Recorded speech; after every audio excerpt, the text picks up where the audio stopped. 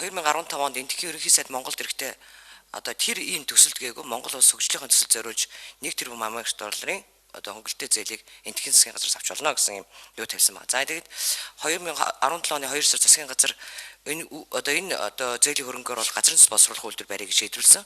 За ингээд Тэгэ 17 оны 9 сард эхлээд 18 онд бол хамгийн бид нар багаар бас шахаж бодож ирсэн л та тэр үед тэр мөн 236 болсон юм.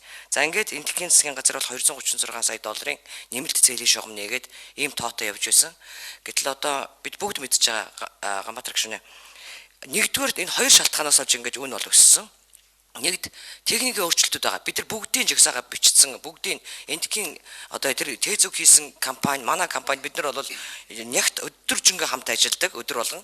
За тэгээ бид нар бол энэ өөрчлөгдсөн юмнуудаа тухайн үед ингээд хүсцэгтэр гаргаад ингээд өдөртөө судартай ингээд гаргаа яваад байгаа. Жишээлх юм бол тэр 49 агуулгах савны чинь танкуудын дээврийн зөвхөн дан дээвэртэй байсныг бүгдийн давхар болгосон. Тэр нөгөө бид нар дандаа нэг ирээдүйд удаан ашиглалтыг сайжруулах тэр иргэдэл хорогдол ажиллагааны төв хөшил энэ төргээд олон бид нар өөрчилсөн шүү дээ.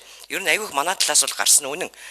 Тэр говийн нөхцөлийн тэр эссэн шуургаас болж бид нар давхар дээвэртэйгээ санаа. Тэр чинь 50 байгуул юун дээр танк сав дээр тэгэхэд өөрчлөгдөж байгаа. Жишээлбэл бид нар тэр Дэлхийн банкны тэр агаарын бохирдлын тэр нормыг хангахын тулд цахилгаан станц дээр нэвэлт том нокс төхөөрөмж тавьсан. Тэр аюул үнэтэй байсан.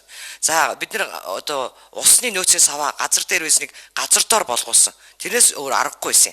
За ингээд тез өгдөг бол ерөнхий тийм суурь судалгаа инженерчний үн шатанд манай талын хүсэлтэд гарсан тэмцээний өөрчлөлт байгаа. Нэмэх нь ковидын зардгалын үед энэ улсууд чинь бүх төрлийн бараа материалын үнэ өссөн.